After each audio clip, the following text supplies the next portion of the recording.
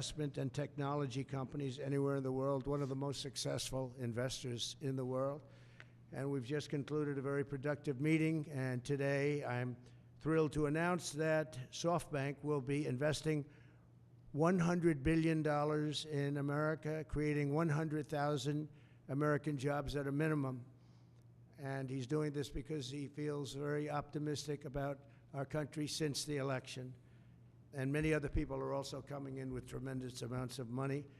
You probably noticed that a poll was just taken. It's business is literally, in 39 years, there's been nothing like it. It's been the biggest increase. Small business owners gave it a 41% jump. It's the biggest jump that we've had in 39 years. And nobody's ever seen anything like it. And it's just, they're very optimistic. This historic investment is a monumental demonstration of confidence in America's future, and it will help ensure that artificial intelligence, emerging technologies, and other industries of tomorrow are built, created, and grown right here in the USA. One of the beautiful things about Masa is he's very much involved with emerging technology. He probably knows it maybe better than almost anybody. So it's a great honor, and some of you remember after the 2016 election, also SoftBank committed to invest $50 billion in our country, and they did.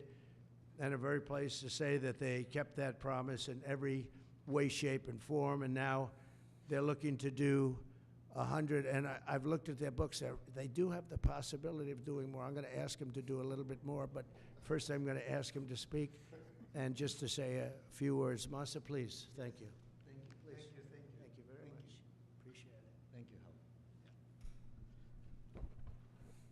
Thank you so much. I'm very, very excited. I would really like to celebrate the great victory of President Trump. And my confidence level to the economy of the United States has tremendously increased with his victory. So because of that, I'm now excited to commit this $100 billion and 100,000 jobs into the United States. This is double of last time, as President Trump said. Because I say, oh, President Trump is a double down president. I'm going to have to double down, you know, $100 billion and 100,000 jobs. This is, you know, my confidence level, because that has doubled down. So I am truly excited to make this happen. And of course, business is important, technology is important, but one more thing I'm really hoping is that this President Trump would make the world, bring the world into peace again. That's my additional hope. And I think he will actually make it happen. So anyway, I'm excited to go, and we were discussing, and President Trump said, Masa, you know, double down is not enough. Maybe, you know, go for more, right? That's what I'm going to ask him right now. Would you make it $200 billion instead of that? He can actually, believe it or not, he can actually afford to do that. Would you do that? Well, my promise is 100, but, you know, he's now asking to do more. I think, you know, with your leadership, my partnership with you, with your support, I will try to make it happen. That's good. All right. 200. He'll make it happen. 200 billion investment. He is a great negotiator. He's a brilliant guy and did an unbelievable job, and the people of Japan and all over the world are very proud of him. They have tremendous respect for him. So when he does what he just did, and I would be surprised if it didn't go to 2. When you say you'll try, I know you'll do it. I will really try. Yeah. And I need your support, though. You'll have my support. All right. You'll have our country's support. Oh, fantastic. Thank you, Masa, very much. Fantastic. Appreciate it. Thank you. Thank you. Do you want to say hello to the people of Japan who are all watching? Well, I'm sure our people in Japan are proud to make the partnership of U.S. and Japan be stronger. And I'm very excited to make this happen. Thank you very much. Thank you, boss. Thank you. Thank you. Thank you. Thank you. Great job. Thank you. It's amazing. It's a great gentleman, a great leader, and a great investor. So to have that offer made, and we have so many companies coming in now that will be announcing, or that will announce themselves. We don't have to be with them to do it, but they'll be announcing. And as I said, small business optimism took a 41-point jump. 41 points. It went up 41 points. That's unheard of. And that's the biggest, they think, in recorded history, but they know at least a minimum of 39 years, so that's great. But on behalf of the American people, I want to thank Masa for his faith in what's happening with our country and what's happening with the world. There's a whole light over the entire world. Many people, some reporters, in speaking to them, they said, you know, it actually is true. A couple of them are not necessarily friends of mine, but they said it is actually true that there's a light shining over the world. We're trying to help very strongly in getting the hostages back, as you know, with Israel and the Middle East. We're working very much on that. We're trying to get the war stopped, that horrible, horrible war that's going on in Ukraine, with Russia, Ukraine. We're going to, we've got a little progress. It's a tough one. It's a nasty one. It's nasty. People are being killed at levels that nobody's ever seen. You know, it's very level fields, and the only thing that stops a bullet is a body, a human body. And the number of soldiers that are being killed on both sides is astronomical. I've never seen anything like that. And rapidly, I get reports every week, and it's not even, you know, it's like just they're going down. Nobody's seen anything like it. It's a very flat surface, a very flat land. That's why it's great farming land. It's the breadbasket for the world, actually. But it's very flat, and there's nothing to stop a bullet but a body. There's no protection, no nothing, and it's what's happening there is far worse than people are reporting for both sides. So we're going to do our best, and we've been doing our best, and we'll see what happens. But since the election, I've been working every day to put the world at ease a little bit, to get rid of the wars. We had no wars when I left office, and now it's the whole world is blowing up. But there's great optimism, and you saw that by SoftBank. Starting on day one, we'll implement a rapid series of bold reforms to restore our nation to full prosperity. We're going to go full prosperity and to build the greatest economy the world has ever seen, just as we had just a short time ago. We had it in my term. We had the greatest economy that the world had seen. We were blowing away everybody. Our country was doubling up on China, doubling up on everybody, and everybody knows it. And then we had to slow it down with COVID, unfortunately, at the end. But even then, I gave it back with a substantial increase of the stock market, bigger than it was pre-COVID, so it was pretty amazing. Already, preparations are underway to slash massive numbers of job-killing regulations, eliminating 10 old regulations for every new one. You put a new regulation on, you have to get rid of 10, and we'll be able to do it. And that was about the percentage we had. We cut more regulations than any president has ever cut, by far, actually, by approximately 5 times. Some of those regulations, unfortunately, were put back on, but we'll catch up very quickly. We'll catch up with it. One of the things I'd like to ask the Biden administration, as you probably heard, there are 2 events that took place. We're talking about a friendly takeover, a friendly transition, as they like to say. This is a friendly transition, and it is, but there are 2 events that took place that I think are very terrible. One is that if people don't come back to work, come back into the office, they're going to be dismissed. And somebody in the Biden administration gave a 5-year waiver of that, so that for 5 years, people don't have to come back into the office. It involved 49,000 people. For 5 years, they don't have to go. They just signed this thing. It's ridiculous. So it was like a gift to a union, and we're going to obviously be in court to stop it. The other thing is really terrible. We spent a tremendous amount of money on building the wall. The wall was designed specifically by the Border Patrol because it's very hard to climb. They need to have see-through. They need it to be steel because you can't cut. It's very powerful steel. It's very hard steel. It's a special type of steel, but very, very hard to cut. Inside the steel, as you know, we pour concrete, and that's a grade 10 concrete, which is a very strong concrete, very as though you were building about a 60-story building. It's very powerful concrete. They've made tremendous technology advances in the word concrete. Who would think that? But I know that from the construction industry. Today, what you can do with concrete is incredible. So we have a very strong concrete. And then we have a rebar. We put rebar inside the concrete, and the rebar likewise is very hard to cut. So it's a very expensive process, very expensive wall.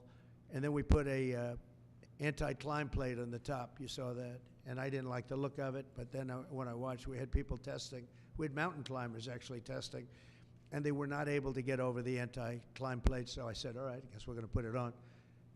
That plate on top, which I never loved the look of it, but it works so unbelievably well, you have to do it.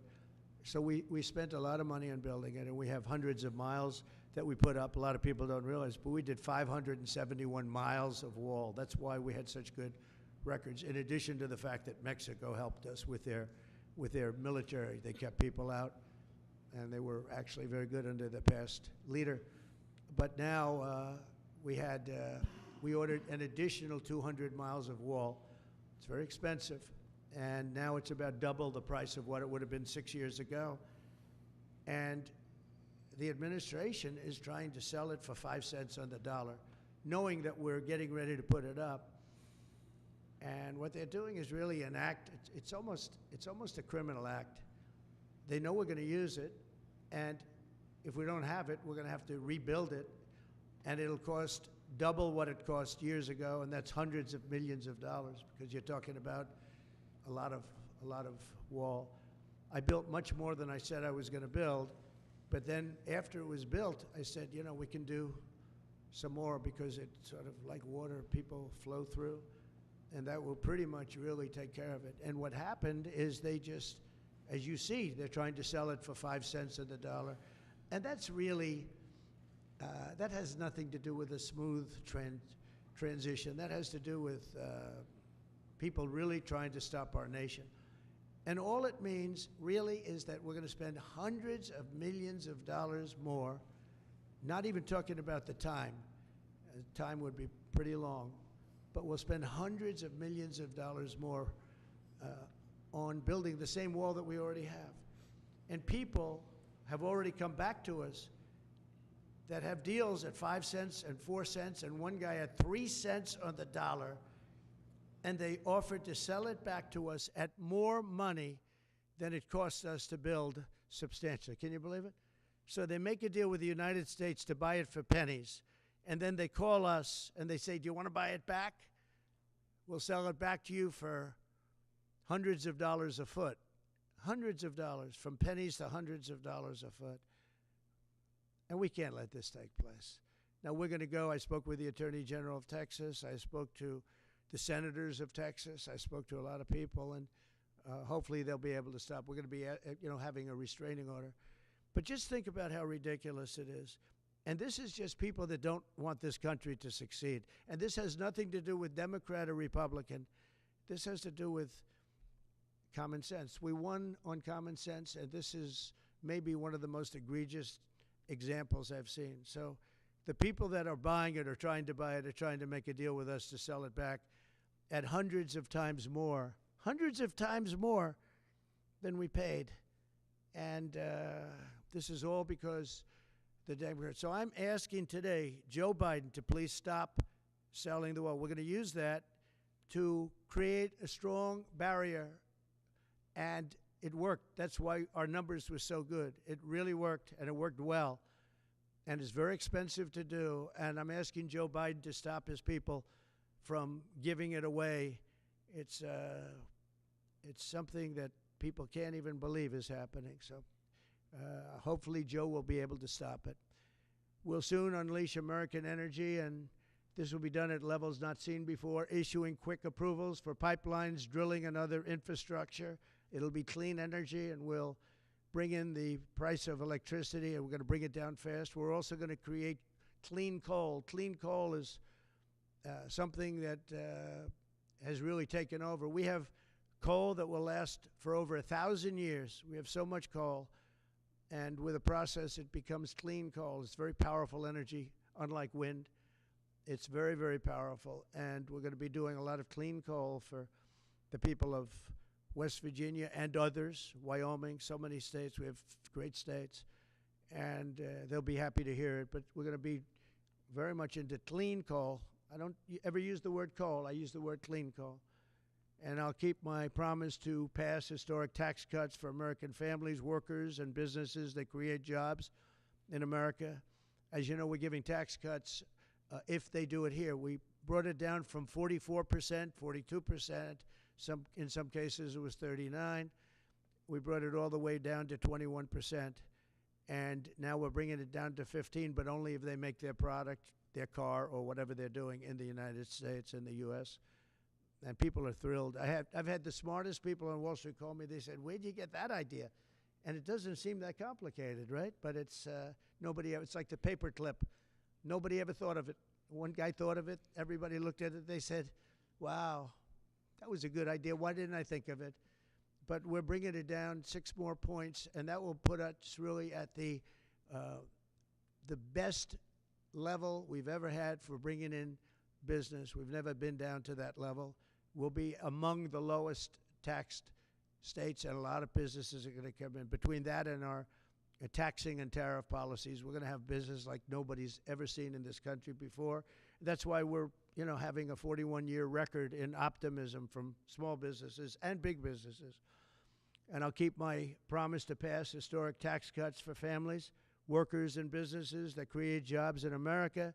Any business that invests $1 billion or more in the United States will be eligible for fully expedited permits and approvals, including environmental approvals from the federal government. So when companies come in, if they're going to invest $1 billion or more, there'll be many of them, and they'll go into Detroit, and they'll go into a lot of places where we want them.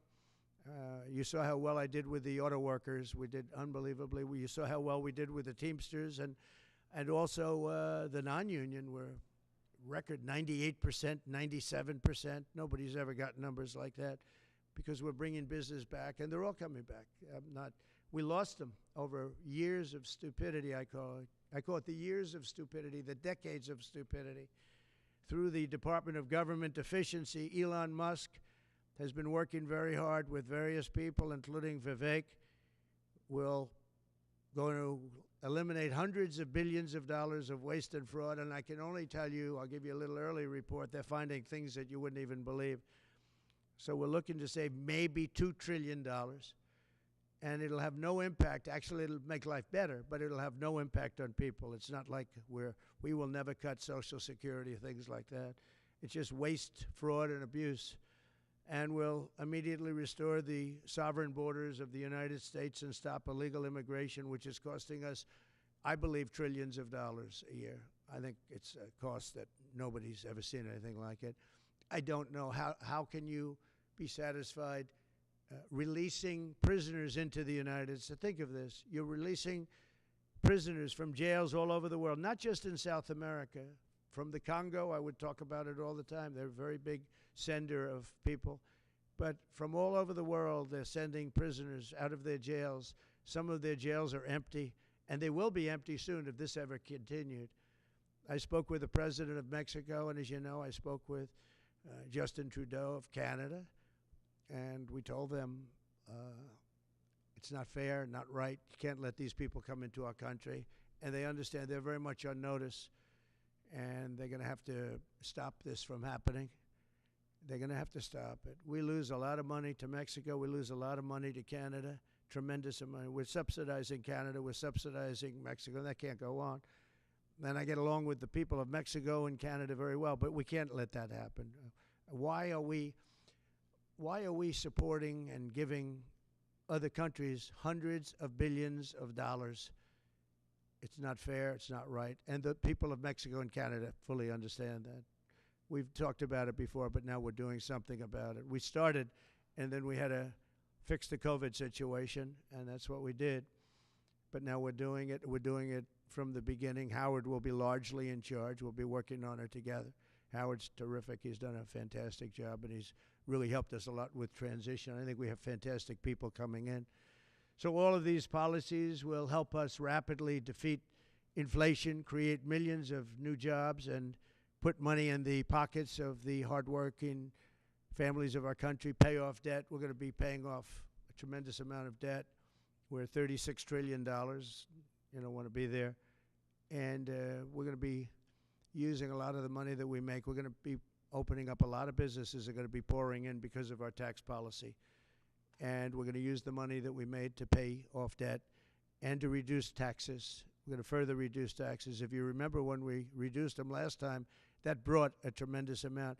We brought it down to 21%, and that was the biggest tax cut in the history of our country. And nobody ever thought this would happen, but this is what's supposed to happen. We actually ended up taking in more revenue at 21 than we did at 40%, which was pretty amazing.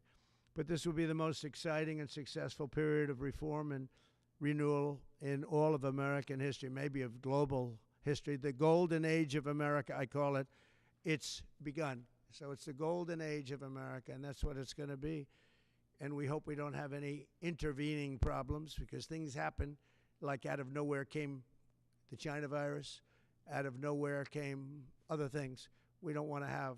You know, when I left, we had no wars. We had no problems. The Middle East was good. We did the Abraham Accords. We did things that nobody thought were even possible. But think of it, 4 years ago, we had no wars. You didn't have Russia going into Ukraine. They wouldn't have done it. They weren't even thinking about it. When they saw what happened in Afghanistan, I think they gave them an idea. But they wouldn't have done it. They would have never gone. President Putin would have never gone in. And now you look at all those people are dead. All those cities are destroyed. You know, it's nice to say they want their land back, but the cities are largely destroyed. They've left Kiev because probably maybe they want to use it or occupy it, but they haven't done it.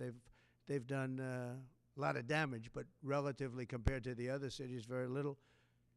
But many of those cities are gone. Those beautiful towers, those beautiful buildings that they had are now laying on their sides, destroyed, totally destroyed. The turrets and all of the magnificent 1,000-year-old, 2,000-year-old structures that were very strong are blown to smithereens. You look at some of those cities and not one building standing. So, you know, when you say take over the country, take over what? Take over what? That's a 100-year rebuild. Take 100 years to rebuild it, and you can never have it the way it was. What a shame. It should have never happened. It would have never happened. If I were president, that war would have never happened. Nor would Israel have happened with the attack on Israel.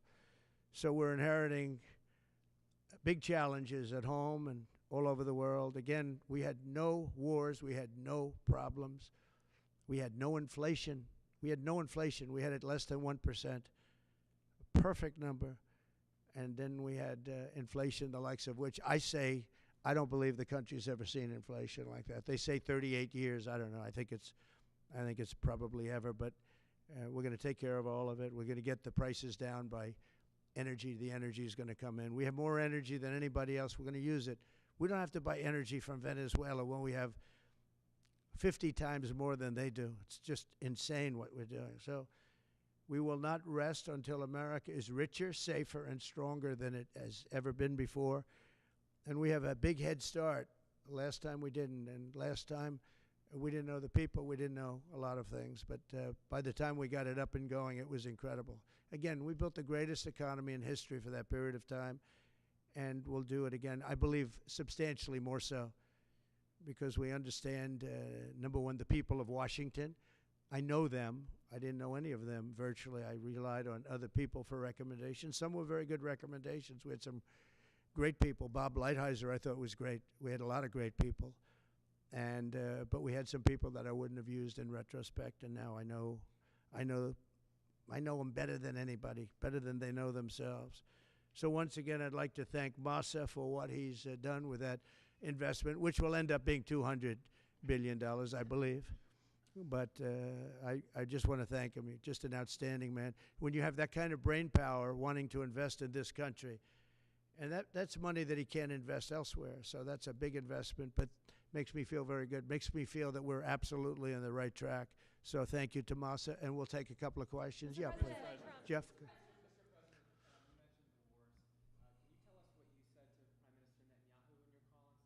Yeah. Well, I'm not going to comment on the Putin question, but I will comment on Bibi. We had a very good talk.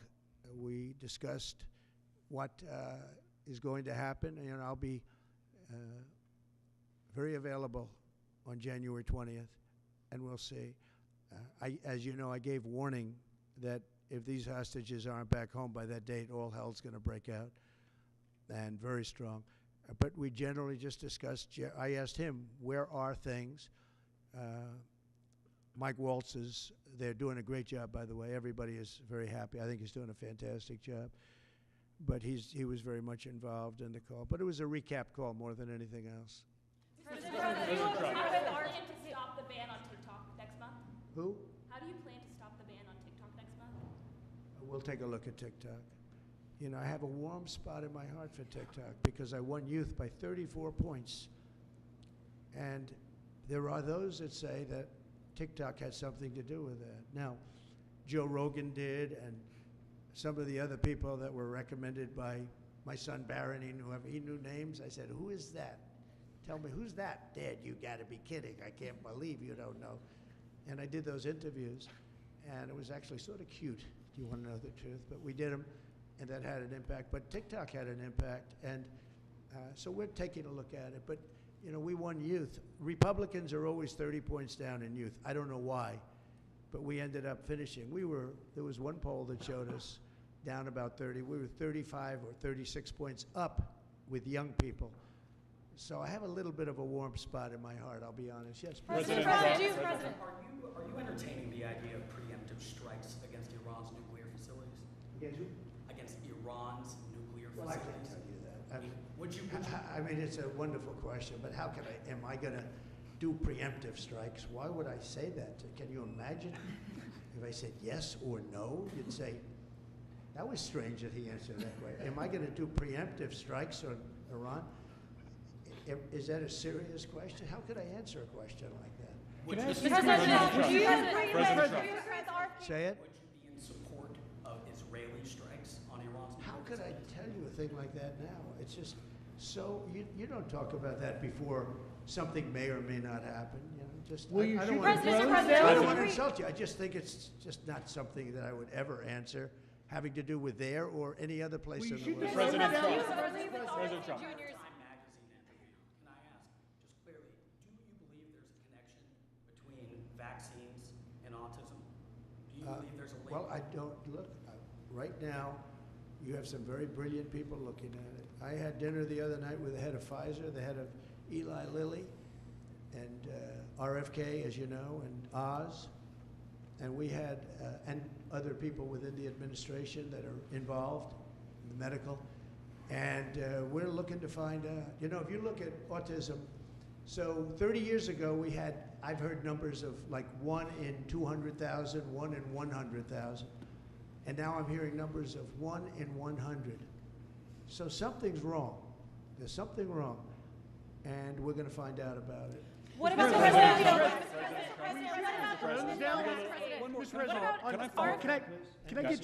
Can I follow up on Robert Kennedy? He's on the Hill today. He's meeting with senators.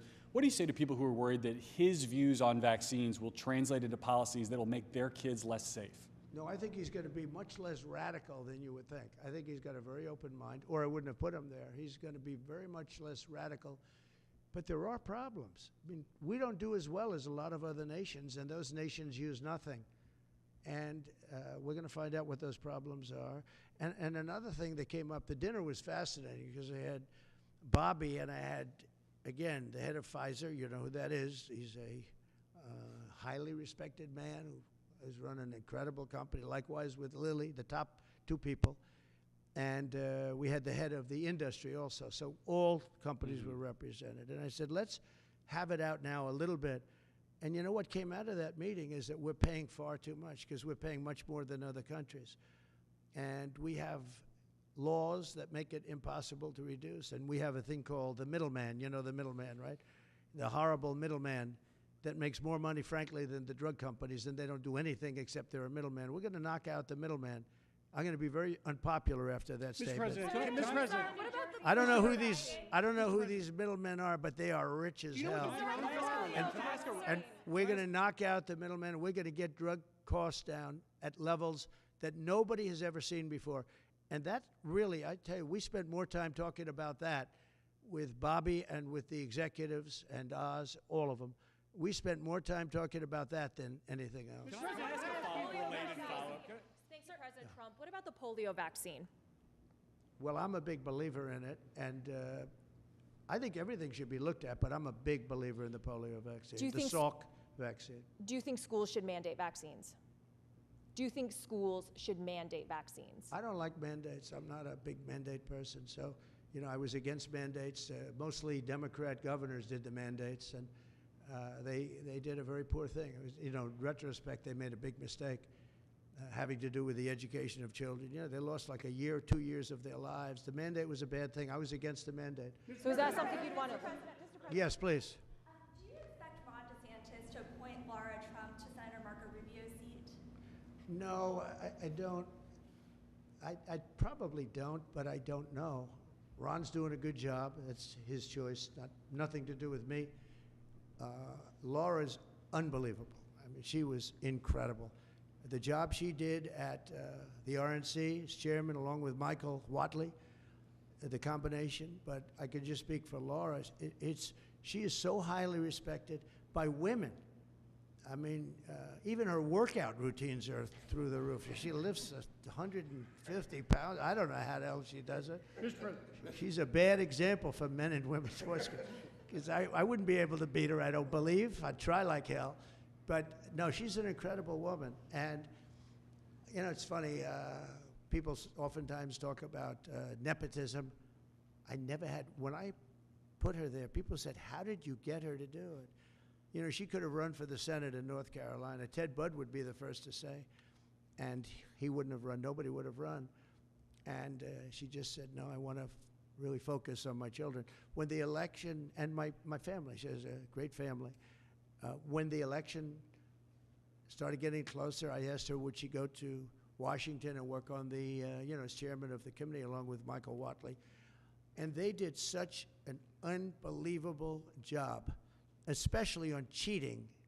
They stopped it, or at least they stymied it. Too big to rig. And we won in a landslide. You know, we won tremendously. She did an amazing job. Now Ron is going to have to make, because Marco has been really a star already, and we haven't started, but you know, we see signs of from some people, or very early, we see signs of stardom, and Marco has done incredibly. He's sort of born for it.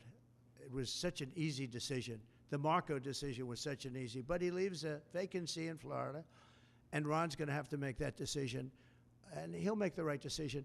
I also know that Laura's got so many other things. I mean, she's got so many other things. People want her to be on television. They want to give her contracts. You know, her predominant thought is our country and her family. Those are her thoughts. But she's got so many other things that she's talking about. Mr. President.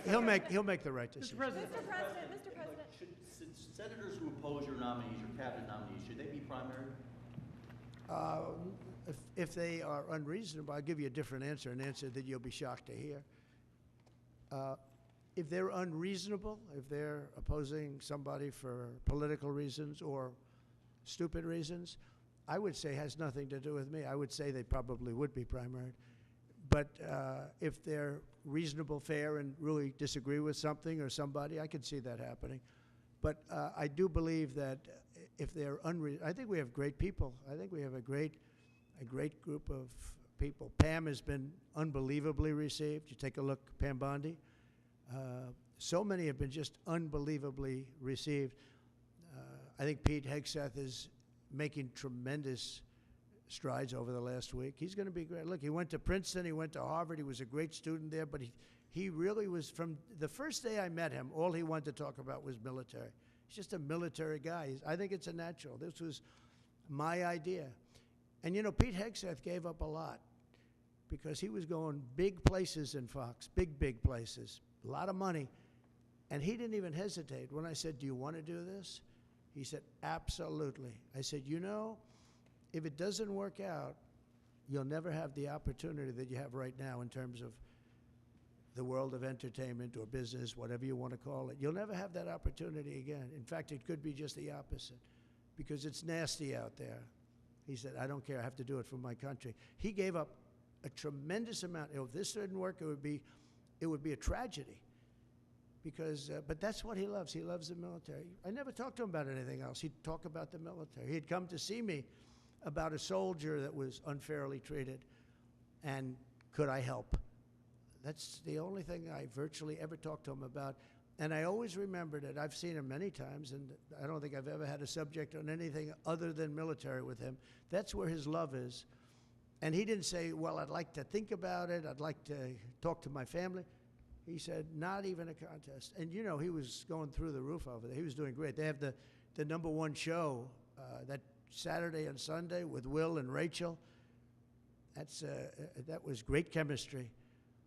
And if this didn't work out for him, it would be actually sort of tragic. Yeah. Would you consider pardoning Eric Adams? Yeah, I would. Yeah. I think that he was treated pretty unfairly. Now, I haven't seen the gravity of it all, but it seems, you know, like being upgraded in an airplane many years ago. I know probably everybody here has been upgraded. They see you're all stars, and they say, I want to upgrade that person from NBC. I'm going to upgrade him. And that would mean you'll spend the rest of your life in prison. I don't know. Somehow, I hope not. I mean, I'd have to see it because I don't know the facts. I think he was treated. You know, it's very interesting.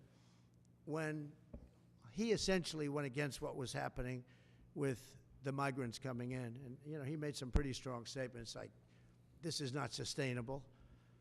I said, you know what, he'll be indicted soon. And I said it, not as a prediction, a little bit lightheartedly, but I said it. I said, he's going to be indicted. And a few months later, he got indicted. So, yeah, I would certainly look at it. Yes. Mr. President, can I ask you a question about the drones?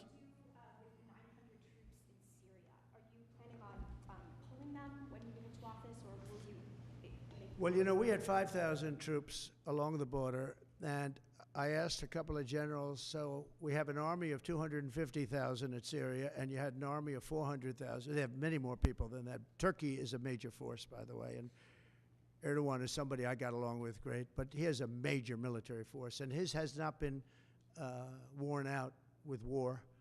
It hasn't been worn out with all of the other things. I mean, he's built a very strong, powerful army.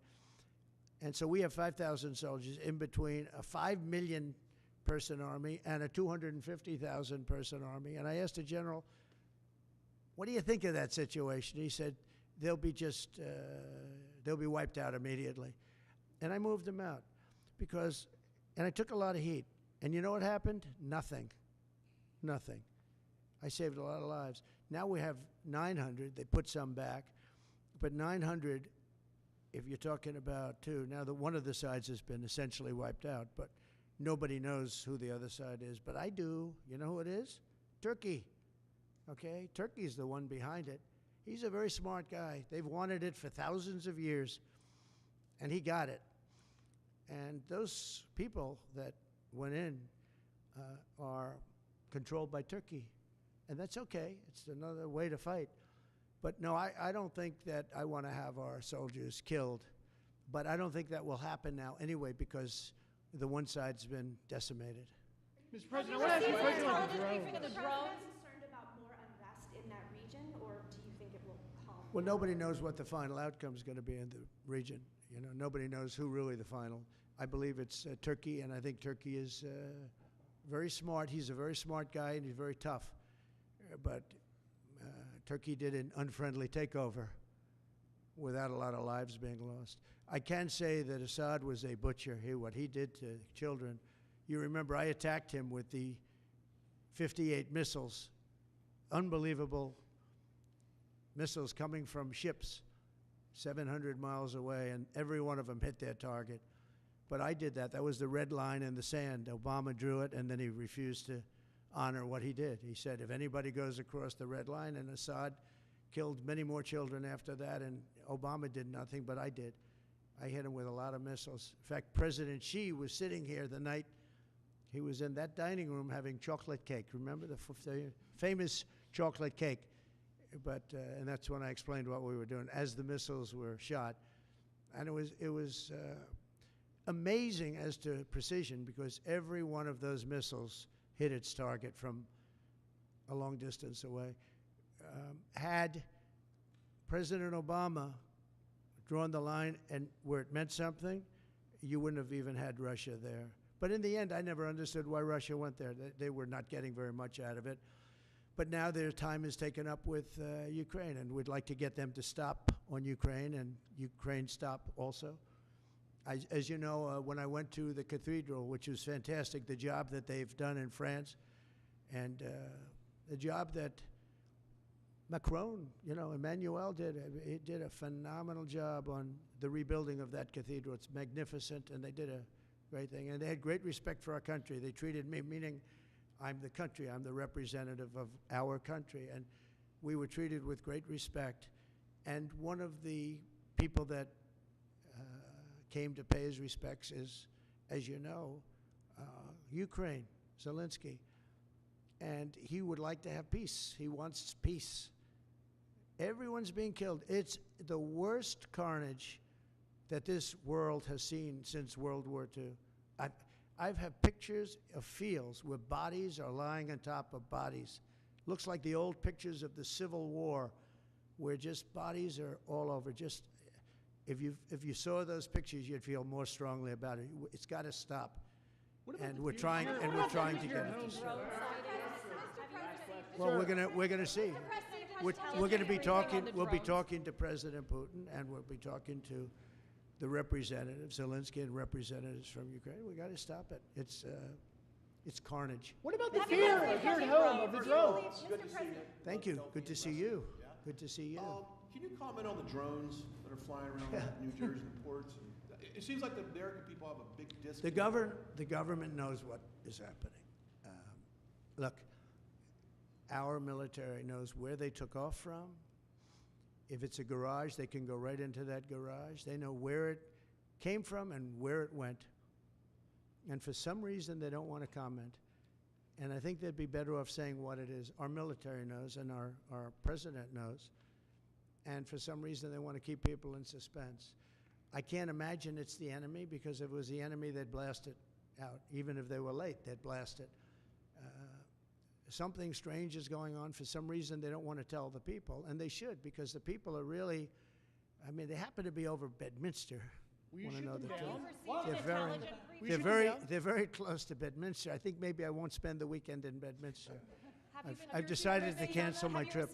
Have you received an intelligence briefing on the drones? I don't want to comment on that. Have you been Do you have any reason to think they're a threat?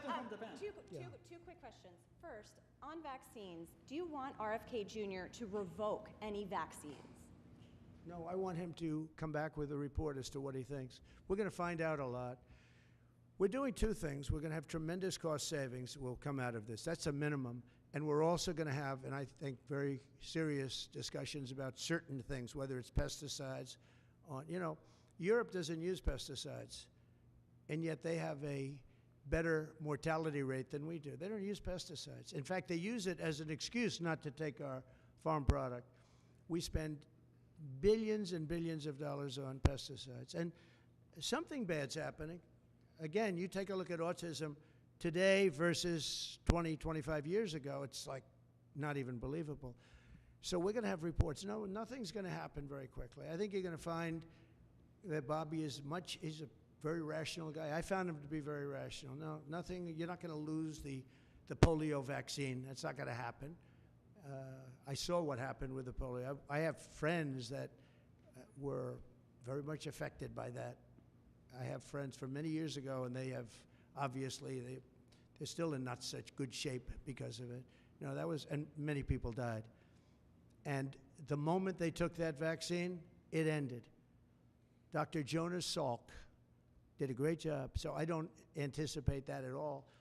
But we're going to look into finding why is the autism rate so much higher than it was 20, 25, 30 years ago. It's 100 times higher There's something wrong, and we're going to try finding that. We're also going to find out why are we paying more than other countries.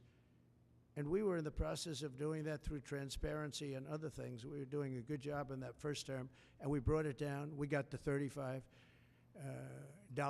all of the different things. We got, we were the ones that got all of that done. Every one of those things, we got them done. I said, I hope I win, because otherwise somebody's going to take a lot of credit for what we did.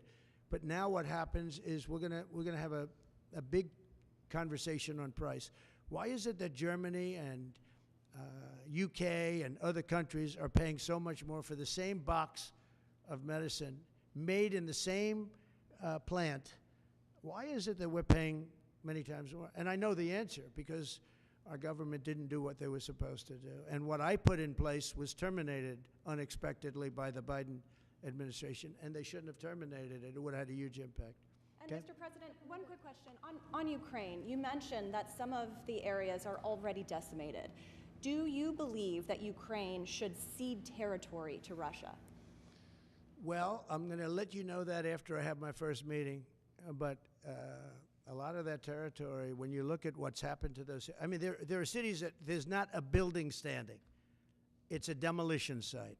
There's not a building standing. So people can't go back to those cities. There's nothing there. It's just rubble. Just like when I knocked down a building in Manhattan, which is actually, this is worse, actually, because we do it step by step. This thing has just got demolished. And by the way, in those buildings are many people. Many people were in those buildings. When they say the number in Ukraine is going to be a much higher number of death, is going to be a much higher number than you're hearing. They're big buildings. That's what I did very well. And these are very long buildings. They're 15 to 20 stories high. They're massive buildings. I was surprised at how big. And they're flattened like a pancake. 1 or 2 bombs hit them, and they just collapsed. And they'd say, nobody was hurt. Well, nobody knows who was in those buildings. There were a lot of people in those buildings. They're going to find that when they start doing the removal. Many more people are being killed in the Ukraine war with Russia than is being reported, and that includes soldiers. The soldiers are being, it's a carnage that we haven't seen since the Second World War. It's got to be stopped. And I'm doing my best to stop it. Yeah, please, go ahead. You had a meeting with Mrs. Abe yesterday, but Japanese Prime Mrs. Abe. Mrs. Abe, yeah. And Japanese Prime Minister Ishiba is hoping to have a meeting anytime soon. I will do that. In fact, I sent him a memento. I sent him a book, the Prime Minister. But Mrs. Abe was very close with our First Lady, with Melania, and she loved Melania's book. And she called and wanted to know if she could have. I was very close to the Prime Minister, Shinzo Abe. He was great. He was a great man. And his wife wanted to know if it would be possible to have dinner. And it was just out of respect to Shinzo. And yes, I'd love to see the Prime Minister, and we will do that. I actually sent him a book and some other things for him through Mrs. Abe. Will that happen before the inauguration day? It could. If they'd like to do that, I would do that, yeah. Sir, President Trump, we just have No, I have great respect for the position, and if he'd like to do that, I'd be here. Mr. President, did you report that Ambassador to Japan will be George Glass? Is that your final decision? Highly respected man, that's right. Highly respected. He's been an ambassador before, did a fantastic job. We consider Japan very important. He's very highly respected. Okay, couple of Which other world leaders have you invited to the inauguration? Which other world leaders have you invited to the inauguration? The world leaders are calling me, and some really coming? would like to meet. No, I mean literally, they're calling me, and I'll be seeing some of them. I think it's rude not to. I mean, it's hard to say I'm not going to see you, and I've spoken to way over 100 where they called to congratulate on not only the election but the size of the election, the extent of the victory, and they were great. I mean, I spoke to over 100 countries. You wouldn't believe how many countries there are, and I'm trying the best I can to get back to everybody, but there are a lot of countries, and every one of them, literally everyone called, and it was very nice. So Yeah, I'd see some if some felt it was an emergency. I've seen, Anyone in as you know, particular? I've seen President Zelensky. He came to France while I was there for the cathedral opening. They actually had about 70 presidents and prime ministers, and in one case, a king. And we saw some great people. I also met with William, and I was very impressed by William. I think William is terrific. I was very impressed by William. As you know, I met with him, too. Are you President Trump, disappointed can I in ask you a the question about that? inauguration? Can I ask you about Did you invite Zelensky to the inauguration? No, but if you'd like to come, I'd like to have him. I mean, I didn't invite him, no. Are you President disappointed Trump, China can I ask you a Xi question can't about come the to the conversation on board? Are you disappointed that China Xi won't be at the inauguration? I don't know that he won't be at the inauguration. I mean, I haven't really spoken to him about it. I don't know that, actually. I would say that if he'd like to come, I'd love to have him. But there's been nothing much discussed. I have had discussions with him, letters, et cetera, at a very high level. You know, we had a very good relationship until COVID. COVID didn't end the relationship, but it was a bridge too far for me. But if he'd like to come, I'd certainly be. Have you spoken to He Venezuela? hasn't, just so you understand, he hasn't said one way or the other. Because a Have you lot of spoken people to- say Have you he spoken to won't Venezuela? come, he will come. People think he will come, he won't come. It's something we barely discussed, just about didn't discuss. But I have had,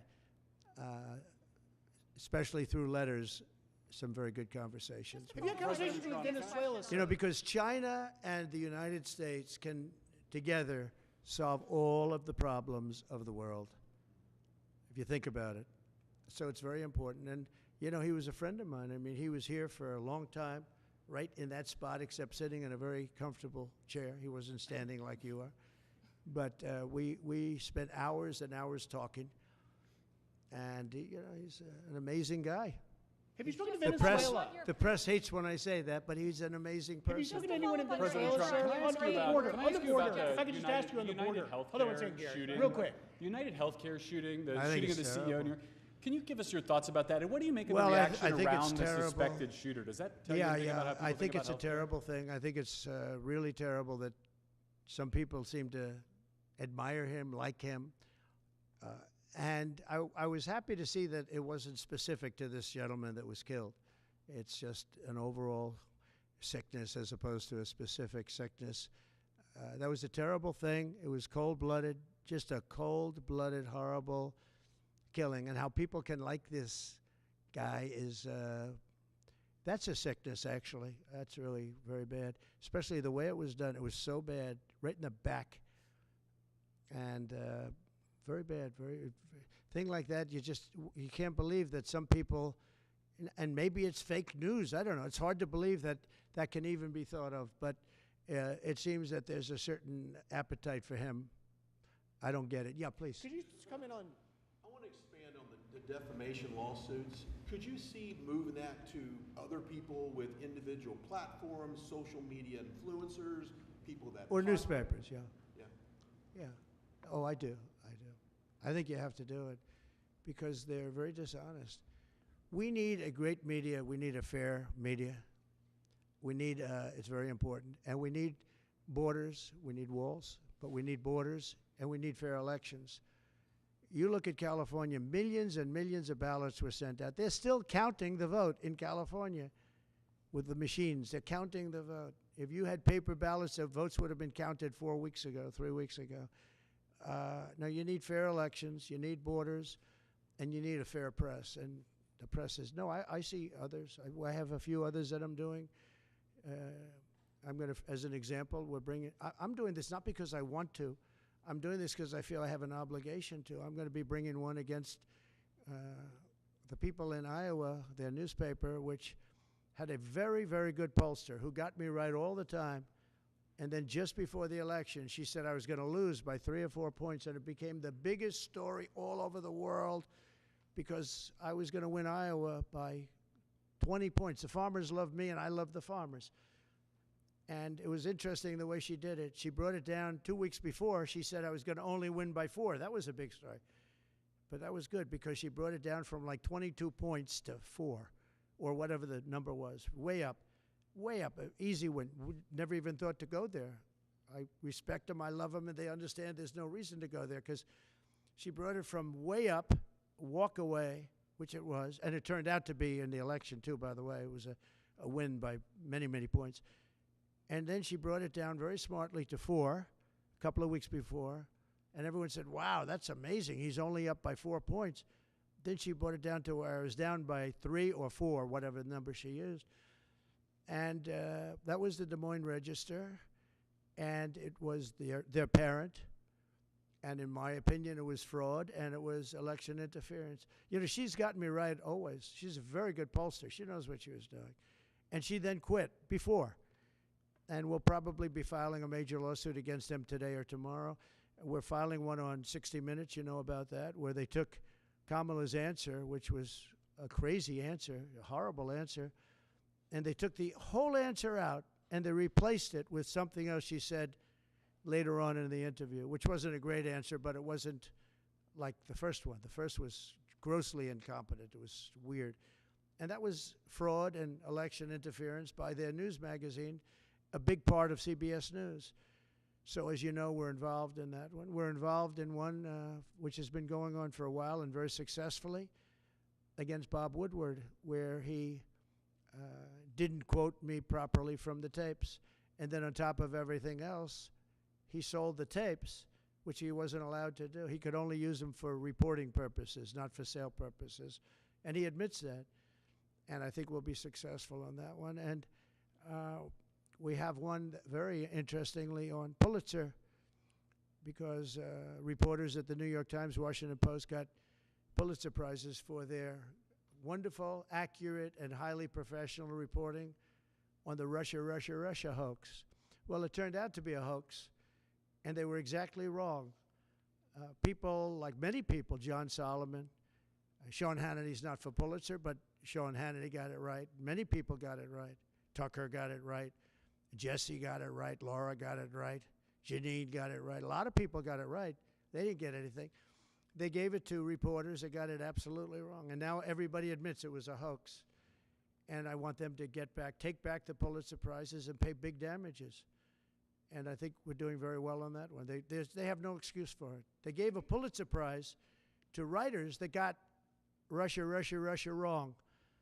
And so I think we're doing well. And I feel I have to do this. I shouldn't really be the one to do it. It should have been Justice Department or somebody else, but I have to do it. It costs a lot of money to do it, but we have to straighten out the press. Our press is very corrupt, almost as corrupt as our elections. Are you worried about Venezuela? Sir, have you had any discussions with Venezuela? For January 6th defendants, you had said in the first few minutes of your administration you want to issue pardons for January 6th defendants. No. Does that include, will that be a blanket pardon? Does that include Well, you'll find everyone? out, but it's going to go quickly. And just to follow up on your Have you had any discussion, sir, in terms of your mass deportation plans, have you had any preliminary discussions with countries like Venezuela, from where the Tren de Aragua gang is now popping up? They'll take them back. They're going to take them back? They're all taking them back, yep. And if they don't, they'll be met very harshly economically. Okay, they'll all take them back. You know, Venezuela and other countries were not behaving very well with us during my administration, and within 24 hours they were behaving very well. They'll all take them back. And separately, can I ask a follow-up Jeff, on that? nice to see you, Jeff. This is like the old days, right? Nice to see you. You've looked, actually, you look much better now than you did 4 years ago. What are you doing? What's he doing? All right, go ahead. Thank you, sir. The first day you just mentioned that you're in office, I imagine you've got some executive orders that you're going to go through. Can you tell us what We'll have a lot. Well, what are your priorities? I'll bet you could tell, you could say as well as I could. We will have many executive orders and other things that we'll be signing on the first day. Can you also, just going back to my initial question about the Middle East, you said that your conversation with Prime Minister Netanyahu was kind of a review. Did you repeat We just had a very good conversation. And, you know, the real conversations will start on the 20th. But we had a really good conversation, and I think we're going to be in a good place in the Middle East. I think the Middle East will be in a good place. I think actually more difficult is going to be the Russia-Ukraine situation. I see that as more difficult. When you say there will be I don't think they should have allowed missiles to be shot 200 miles into Russia. I think that was a bad thing. And that brought the Koreans in, North Korea, another man I get along with very well. I'm the only one that does. But that did a lot of bad things. I don't think that should have been allowed. Not when there's a possibility, and certainly not just weeks before I take over. Why would they do that without asking me what I thought? I wouldn't have had them do that. I think that was a big mistake they made. Will you reverse that decision when you're in office to let those I might, yeah. missiles be I thought it used? was a very stupid thing to do. And when you So say do you have any that- reaction just to one Duke last one on Cross? this. When you say that there will be hell to pay if the hostages are not released before January 20th, what does that mean? Well, they're going to have to determine what that means. But it means it won't be pleasant. Mr. President, It's how not, was going your meeting? it's not going to be pleasant, yeah? How was your meeting with Apple CEO Tim Cook, and did you talk about tariffs in that meeting? Meeting with who? Apple CEO Tim Cook. I did have dinner with Tim Cook. I had dinner with sort of almost all of them, and the rest are coming. And this is one of the big differences, I think, between, we were talking about it before, one of the big differences between the first term. In the first term, everybody was fighting me. In this term, everybody wants to be my friend. I don't know. My personality changed or something. But I had, as you know, I had Sundar from Google, but I also had Sergey. Nobody reported that. Sergey is the owner, the primary owner, along with his friend, as you know. And Sergey was here also. I can't believe you didn't pick that one up. Nobody picked that up. But I will tell you, no, it's a big difference. The big difference is that the first time everybody was fighting me on all fronts. And we had a great administration. We got the biggest tax cuts in history, rebuilt the military. Too much of it was given away to Afghanistan, stupidly given away, horribly given away. I think that's one of the reasons that Putin went in to Ukraine when he saw the stupidity of Milley and these guys. They're stupid people, very stupid people. If they didn't do such a bad, we were pulling out of Afghanistan, but I would have pulled out with dignity and strength. They wouldn't be having parades, I guarantee you, showing our equipment that they left behind, because we weren't going to leave any equipment behind, not 10 cents. We were going to take every screw and every bolt. Yeah, the biggest difference is that people want to get along with me this time. Well, they've gone through 4 years, and it wasn't easy for me, but it wasn't easy for them either. And that's a great thing, though. Getting along is a great thing. So Tim Cook was here. I think he's done an incredible job at Apple, and he talked about the future of Apple. It's going to be a bright future. But we have many others also, and not in that business. And we do have Jeff Bezos, Amazon, coming in sometime during the week. Look forward to that. We have a lot of great executives coming in. The top executives, the top bankers, they're all calling. And honestly, in the first time, I don't know what it was. It's like a complete opposite. In the first one, and the press has covered that fairly, actually, for change. The first one, they were very hostile. And maybe it was my fault, but I don't really think so. They were just very right from the beginning. And this one is much less hostile. It's really the opposite of hostile. Can I get your reaction? Well, you're on free to give Cross, up a sir? thought. I know that you had some, I believe, involvement 18 years ago with the students at Duke accused of rape in the lacrosse. Now we have this development. I thought it was a hoax when it happened, the Duke situation. I didn't believe the woman, as you know, and they destroyed the lives of these kids. They destroyed, and I don't care what they got. Their lives have been destroyed. Their lives have been shortened by what took place. And now the woman admitted that it never happened. That is a horrible, and as you know, I took a lot of heat when I said that this did not happen. And those kids were beautiful kids with beautiful families, and they were, in some cases, will never be the same. They will never be the same. Have you talked to them by chance? Your thoughts on the Postal Service? You mentioned Bezos a second ago, and I've always thought Bezos would be a key person to go in there and really streamline the logistics of the post office, but they lose billions. Well, there is talk about the Postal Service being taken private. You do know that. Not the worst idea I've ever heard. It really isn't. It's a lot different today with between Amazon and UPS and FedEx and all the things that you didn't have. But there is talk about that. an idea that a lot of people have liked for a long time. We're looking at it. I think we're looking at that along with a lot of us. Any questions for Howard, by the way? Commerce. Sure, I'll ask one. Mr. Incoming Secretary, do you see another trade deal with China coming? I think the president. That's a tough one, right? Yeah. Oh, it's easy for me. You're sitting next to me, so it's okay. No, the president has very clear agenda for tariffs.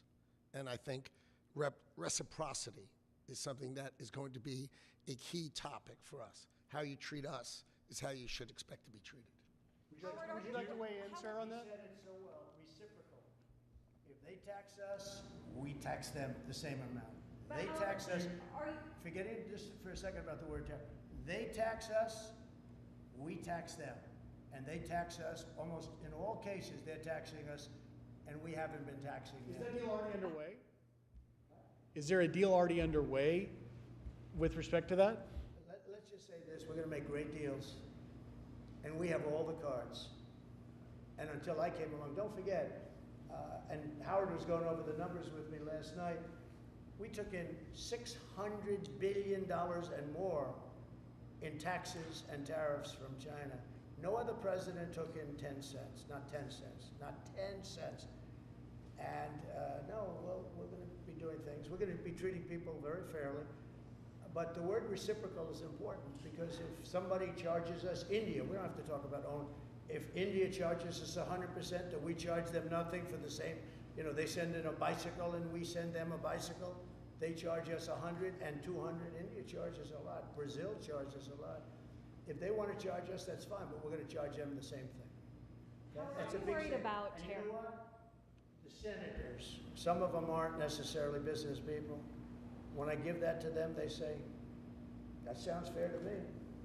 Are you concerned that tariffs might hurt the stock market rise that you have seen and the economy more broadly? Make our country rich. Tariffs will make our country rich. But won't they raise prices? Properly used. Will make, no, well, I didn't have any inflation, and I had massive tariffs on a lot of things. We put tariffs on steel. If I didn't put tariffs on steel, 50% and more, they were dumping steel in, China and others. I put tariffs on, and it stopped, and we took a fortune. We made a fortune on it.